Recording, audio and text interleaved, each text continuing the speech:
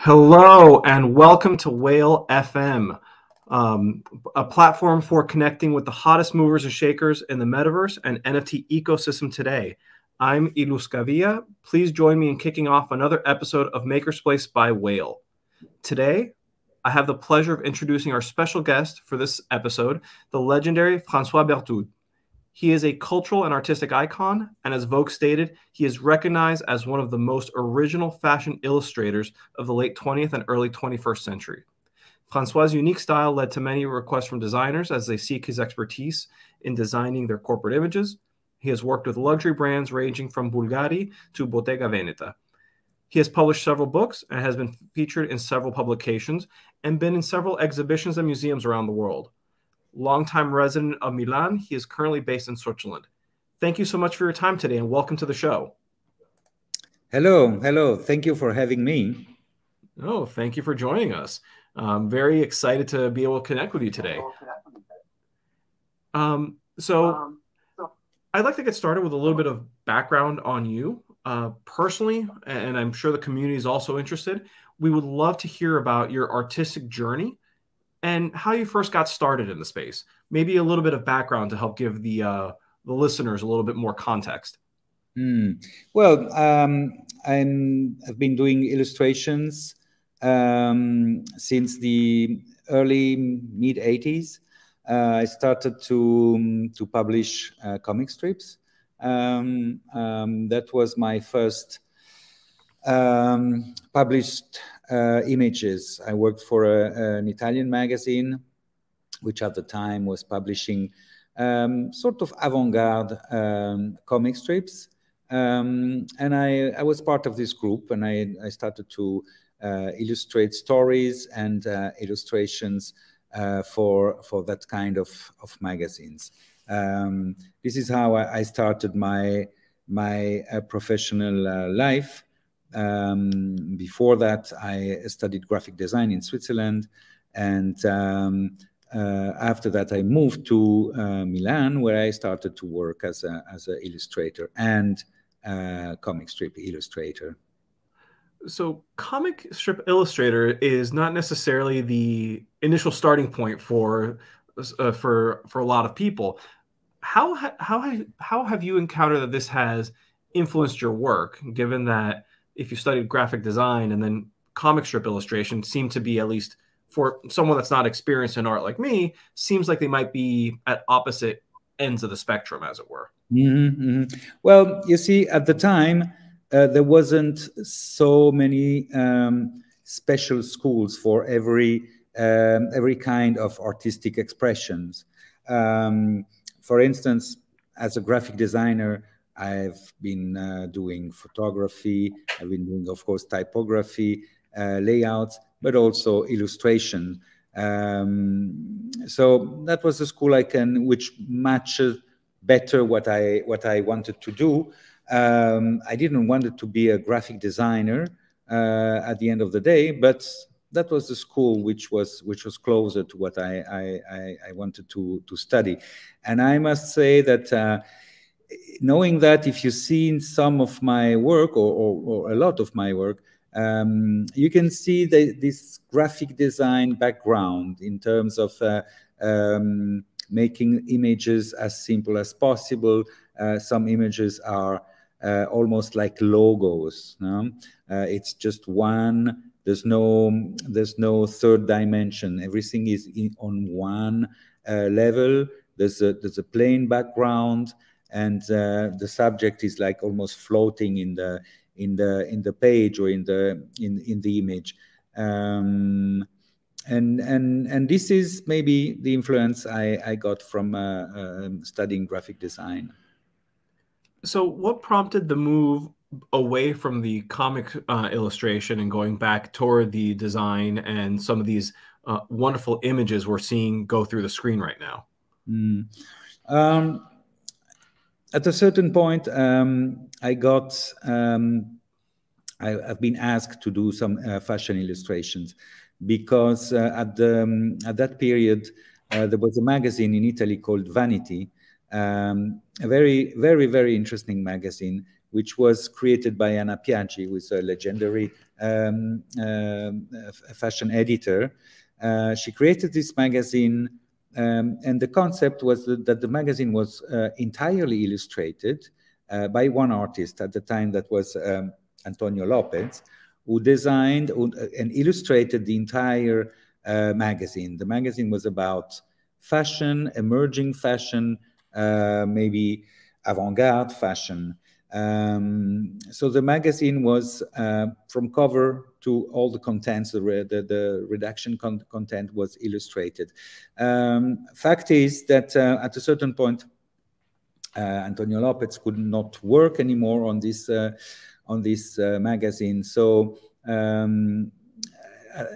as I said, there was a very interesting scene in the comic strip publications at that time in Italy. So they asked those comic strip artists to join and to do some work for this magazine. I was asked as well to do some pages for this issue, which is a very beautiful issue because it has contribution by those very talented artists. And from then on, I was especially interested in fashion. So my style was matching the situation. So I got more and more requests from this magazine, and I really enjoyed that. I really enjoyed that. It was a wonderful experience for me, and I suddenly had a lot of publications. You know, I was very young. I was in my early 20s, so it was extremely exciting for me to work for this magazine and to create images which were really, how can I say, there was no boundaries. The people there, they really like some stuff a bit crazy. So it was perfect for me. And little by little, I abandoned the comic strip work and dedicate myself to fashion illustration. No, that's an amazing trajectory. So it seems like you really valued the creative freedom that you were able to explore and pursue, if there were no boundaries. Yes. What would you say are your biggest sources of inspiration, and have these changed over time? Well, I mean, the major source of inspiration, of course, there's a lot of wonderful artists I admire, and which I mean, by observing, seeing how they worked, how they developed their own style, how they evolved, was an inspiration. I think I am more inspired by the biography of certain artists than the work itself. See what I mean? I try to understand, how do you put yourself in the position of being able to create interesting new work, new images, which are which has their own identity, their own style, their own which add something to whatever is already existing. My goal was always to do images that I would love to see. If I would open a magazine and see this image, I would be like, wow, this is great. You know? So I was trying to do, okay, what would be that thing that would make me excited this way if I would see it, if it would be done by someone else. So, but of course, as a student, I went. I saw in London an exhibition by help me with the name, David Hockney. Sorry, and that was a shock for me, because I thought, this is fantastic. I mean, somebody can, you know, just do that. It's fantastic. It's so great to see. It's so great to watch. And it's possible. It's possible to do it. You know, you can decide that you're going to paint this way and do those wonderful images. And that was an inspiration in terms of ambition. I mean, it's my ambition then grew and say, okay, maybe you can do something fantastic, or let's try to do something special, something different, something which is my own expression and my own way to see things. So that's inspiration for me. And in this sort of experimentation of seeing what's possible, since you mentioned that you draw inspiration from the biographies of the artists, sometimes more so than their actual art. Yes. Have you ever tried recreating some of the experiences that they signal as formative, if possible, to see if you draw a different inspiration? What do you mean by that? Sorry, I'm not sure. So let's say that an artist found a trip to, let's say, deepest parts of Latin America to be very eye-opening and inspiring. Have you ever had the desire to try and recreate something similar for yourself to see if you get a different or similar inspiration? No, it's more like how do you organize work? How do you organize your life and work? Because that sort of discipline, that sort of work is very demanding in terms of time, also in terms of infrastructure at a certain point. So it represents a difficulty to create work in the good conditions, and it's also it concerns the people you have around. It concerns your family. It concerns the financial aspect of the situation. I mean, you have to be an entrepreneur at a certain point as well in order to have this moment of freedom and of risk, where you can say, okay, I'm going to try this thing. I don't know if it's going to work, but give me some time and I will try, and maybe it's going to work. And of course, when it does work, this is the reward. This is what you're looking for. So it's more like a question of lifestyle, of how to organize your work, and how to know when it's time to maybe make a trip, go somewhere, clean your mind, and come back with new ideas, or with a fresh mind on the long run, because I mean, I'm now working since 40 years. There's better periods than others, but of course, it is, for me, it is crucial to resource, once in a while. Absolutely. Yeah, makes a lot of sense. And we often get questions from the community about the techniques or processes that you employ in creating your art. Could you share a little bit about that? Yes, sure. I've been using a lot a technique, which is a printing technique from lino-cut plates. That means that the shape, the shape of the subject, which is to be illustrated, is which is the illustration at the end of the day. It's carved in a linoleum plate and then printed on the paper. It's a very old technique, which I found because I was working in a way that it was a bit similar to the result you can find with this technique with other tools. I was working on a acetate and scratching this acetate because I really wanted to have this very sharp, strong black lines. And at a certain point, I realized that I was mimicking the real system, the real technique. So I said, okay, let's try it. It's a bit complicated. I mean, it's not the most obvious thing you want to do, especially if you want to do fashion illustration, to use a technique which is so artisanal and a bit complicated. So, but I tried it, and the result, I was really pleased by the result. I was really, really pleased by the result. So I said, okay, it's worth the effort. So I went on using this technique, which in the beginning was the printing moment was only for black lines, which were designing shapes, which then were colored with ink, with water-based ink. That was, I worked in the 80s with this technique.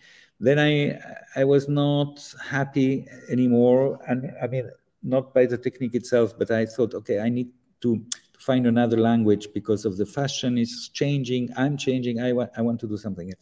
So I kept on using this technique, but in a whole different way, making layers and layers of transparent color in order to have the finished image.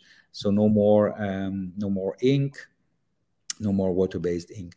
Then I used other techniques that I experimented sometimes with. Maybe I had a subject to illustrate, and I didn't know exactly how to solve the problem with my usual techniques. And maybe I thought it's not going to work, or it's going to be too demanding in terms of time if I do it this way. I don't have time. I never have time enough, of course, as usual. So maybe I have to find something which will make it quicker with less details, but will give the idea of the final thing. So I tried different other techniques. Thank you for that. That's very interesting. I looked at lino cutting before we got on stream, and it made me remember at least wood cutting and wood printing. Yes. It seems very labor intensive. Yeah, it's the same technique. It's the same technique. It is labor intensive, yes, but what I always say is that somewhere you have to put an effort somewhere. You know? Yeah, absolutely. It's not for free. No, exactly. So it depends where to put the effort. For instance, if I carve a lino cut and I make it ready to be printed, of course, it's some work. It's some work. Okay, I know how to do it. I have the equipment, so I can do it relatively easily and quick. But the good thing is when I have this, then I can play. I can play with it. I can print it in different colors. I can overlap the different layers. I can do a lot of things. So it's a lot of work in the beginning, but then I have a lot of freedom in the second part of the work to play with it, to play with color. So I put the effort somewhere, and it's there. It's a lot of effort. It's true, but there is a result at the end. It's worth it. That makes a lot of sense. So, given that your long and successful career, what would you say has been a highlight of it? And was there any moment that had you thinking, now I've made it? Or is that maybe that's still to come? Well, I must say that the very beginning of my career, which went up very quickly, because the magazine I mentioned, Vanity, is a cult magazine. So in a couple of years, it was internationally known, and people would collect this magazine because it was really something special, something there was nothing like that. So for me, as just fresh from school, basically, of course, it was extremely exciting and pleasing. After that,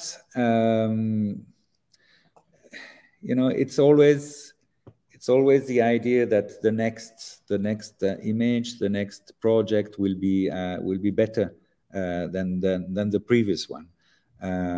So you know, it's an endless process, and I don't. How can I say? Now, of course, I have this big exhibition in Milan. It's a retrospective exhibition, and there's like more than 150 pieces there exhibited, and it's an occasion for myself to see what I've done in you know, in those years. And sure, it's very interesting to see it in a gallery. It's a very beautiful gallery. It's a very nice installation. It's useful for me to see. Okay, this is what I've done. What's next? Now, where do I want to go from there? And I can see also that there are some ideas that I probably, which has still a potential to be developed. Maybe some ideas has been done for just one or two images because that was the situation, and then I moved on something else. But I can see that some ideas haven't been pushed all the way where they could. So maybe I will do that, you know, in the next in the near future after this exhibition. Maybe pick up some old ideas and which are still there to be developed. So that to see that you know, it's a process. It's not because one image is finished that it's finished. It's it might bring to something else. It seems to me, at least listening to you, that nothing is ever finished, that you could always revisit and have more inspiration. So I look forward to seeing the evolution. Yeah, me too. I want to kind of change direction a little bit and ask you a little bit more about, or rather, a little bit more directly about the NFT project you have coming up. Yes. And kind of understand a little bit more about your perspective about what makes launching an NFT project the next logical step in your progression. Well, so you know, this is the first NFT group of images that we are launching today. It's the first for me, and sure, it's another dimension where my work can exist, and this is very interesting because from my work has always been done thinking about what the media is going to be, because I decided I wanted to work for magazines because I wanted my image to circulate and to be available on a regular basis. It's like the comic strips. No, you buy a book, you read it, and then you leave it. Maybe you pick it up again sometime later. But it's like a flow of things, and the fact that with NFT, the contact with the viewer or whoever is interested in the work is immediate, and is potentially has a huge audience. No? And this is I can see a continuity with the work I've been doing because of that. I mean, I was not interested in doing work to hang in a gallery. Okay, now my work hang in galleries as well, but the idea, the original idea was to be out there in the magazine, here and that. Now we can see on the screen the images you are showing, or you were showing, the posters that I do for the Opera House in Zurich. This is I like this idea of having images, you know, glued on walls in the city that anybody can see it. You don't have to buy it. You don't have to pay nothing. It's in the street. It's there. You can, you know, watch it. You can like it or not. That's another question. But it's exactly this sort of series that you're showing now. So in that term, I can see a continuity. For the rest, I still have an attachment, of course, for the actual artwork, which in this case is attached to the NFT, or at least to the first buyers of the NFT. And for me, in my position right now, I think it's very important, because this work hasn't been done for the NFT, but NFT is an extension of the life of these images. The original artwork exists, so it has come first, and then the NFT, right? So in this case, I think it was very important that the original artwork is attached to the NFT. This is the situation now, because we've been how can I say, we grabbed the opportunity of this situation with Bulgari being a sponsor for the exhibition in the Fondazione Sozzani. The Fondazione itself is moving toward promoting NFTs, or creating NFT, or in any case offering artists the possibility to enter in the NFT world, because we know that it's I mean, it's not new, but it's still fresh for many, and the way the work is done in with the platform, the way it is presented, the way it is promoted, the way people can see that is specific to NFT. So you have to know that. You have to know that. So this is how it's working for us today. Okay, and just for our listeners, the drop is taking place today, the 28th of February, at 11:30 p.m. UTC, 6:30 p.m. Eastern. And as you just mentioned, when it goes live, the individuals who purchase either of these pieces, the first collector will receive a physical version, yes, and not just the NFT. Is that correct? Yes, that's correct. That's correct. Now, and I must say that it's a good deal, because the artwork alone is already valuable. So having I mean, in my market, if we want to say that, of course, the original artwork is more important than anything else, because that's the piece people wants to buy in galleries, in a commercial gallery. In this case, it's a bit different, but I hope maybe that could give people who wants to collect physical art an opportunity to enter the NFT world. You see what I mean? Because there is the physical piece. It's there. That's no question. And then there is the NFT. So this is the way it's organized. It has been done for this NFT drop. Yes. And so the Bulgari necklace, as well as the Bulgari snake watch, are both one of ones. Yeah. And then the Serpent Noir 1 and 2 are editions of 5. Yes, correct. Okay. The two, the necklace and the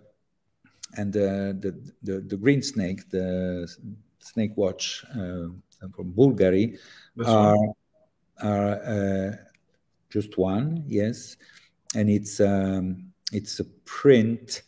It's a digital print very beautiful, high quality print. The necklace is quite large. I guess it's a 72 by 82, something like that. Yep, 72 by 83 centimeters. Exactly. It's a very beautiful piece. And 35 by 45 centimeters is the green snake, which is this one here, which is a very nice piece. We had an exhibition, I mean, parallel to the exhibition in the foundation here in Milan. We had an exhibition in the store, in the Bulgari store, which is a beautiful store in Via Monte Napoleone. So a special installation has been done, created inside the store. A black box has been built, and those pieces were on display, and it was the installation was really outstanding, I must say. And those images on black background seem to be almost illuminated from behind. It was a very beautiful effect. And the other two snakes, it has been commissioned by Bulgari for this exhibition, commissioned to me. So I made a series of 8 of those snakes. The snake is a symbol is very important element for this brand, for Bulgari. They made a lot of different pieces of jewelry inspired by snakes. I mean, the shape of the snakes, but also, of course, the possibility of decoration and the inspiration for jewelry coming from the graphic aspect of snakes in general, with the colors, the textures, and the shape. The bracelet is the snake around the wrist, right? If you say that this is a series of 8 snakes, at least these over here, will we ever see the other 6 as NFTs? Maybe future drops? Absolutely, that's totally possible. That's totally possible. The 8 pieces are mine. I mean, they came back from the exhibition, and that's, of course, that's a possibility. It's a very nice series. It has a lot of potential in terms of decorate. It has a very decorative quality. It's they're all collage, so that means it's paper which has been cut and mounted together. So they have a 3-dimensional quality that it's a bit hard to see on the pictures. But for instance, what we see now, this background which has this texture, it's actually a texture which is 3-dimensional. I worked from papers that I collect, which has special qualities. Those papers, I mean, it's not something you can buy. It's something which I could get from printers, leftovers in printers or binding companies who had these very beautiful sheets of 3-dimensional textured paper that I use. So I use it because it reminds the skin of the snake, right? Which has this cross texture, 3-dimensional. So it's very, very nice pieces, and they are beautifully framed, actually. So whoever is buying it will receive a framed artwork, unique. So I think it's we're coming up with something nice. I mean, it's a first drop. Yes, we really wanted to give something of the best quality we could imagine. And can you share any details about the mechanics? Because right now it just says that these will be coming up, but it doesn't give us any indication of either pricing or if they're auctions or how this is going to work. Yeah, you have to ask Ashumi about that. I have no idea. So I can add a little bit about the pricing. So the pricing will go live later today, just before the drop. The one of ones are priced is going to be auctioned with the minimum reserve price starting at 5 ETH. Okay. And the one of fives will start at 2 ETH, and those are limited editions, which you can purchase right away. Okay, thank you for that. So Ashumi, say that again. The two snakes in addition. Yes, the two snakes, which are the animated, are limited editions, which are one of 5, and they will be 2 Ethereum per NFT.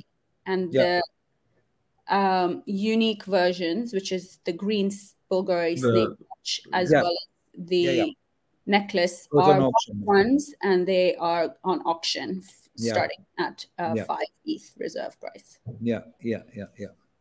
I think, I mean, should make sense to me. And no, when I said I had no idea, it's not true. It's not that I had absolutely no idea, but I didn't know the details, and therefore I asked Ashumi to give you those details precisely. It's always better to have accuracy and precision as opposed to misspeak. So yes, no need to apologize. We don't want that. So given that there's clearly been a lot of thought that went into this, so when did you start the planning process to launch this project? And how long has it been in the works? I mean, I understand that some of the pieces have existed for some time now, but how long has this drop actually been in the works? I would say a couple of months, because it's been in the air parallel to the preparation of the exhibition I mentioned in the foundation. And I don't remember exactly when we really said, okay, let's do this. When I say we, it means the agency Filomeno, Michele Filomeno, who is my agent, and Ashumi. I mean, I think that the contact, the idea was already in their mind before that they came to me and say, okay, as we have Bulgari, we have the foundation. It's a momentum which seemed to be very appropriate for launching NFTs, because you need a certain moment, a certain context in order to be visible, I guess, right? So then it came naturally that yeah, sure, that's something we should definitely do, and we needed to double check the availability of Bulgari as a brand to be associated with this series. And yes, of course, for them it was no problem. They supportive of this idea, and they are already themselves moving on in that direction. So they didn't need to be convinced, and also the foundation was very keen to experiment and to discuss the various aspect of this initiative. All right, thank you for that. I know that we're coming up on the hour, so I want to be sensitive to everyone's time. I'm gonna open it up to make sure that the community has time to ask any questions. But while we wait for those to come in, just where should fans be looking to keep up with you, your work, and any other sort of developments? I shared your Instagram earlier. Is that the best way, or is there some other method for people to follow you? Well, my agent is doing Instagram updates on a regular basis. So that would be Michele Filomeno, MF Agency. Well, that's the channel of communication, the main channel of communication that we have now.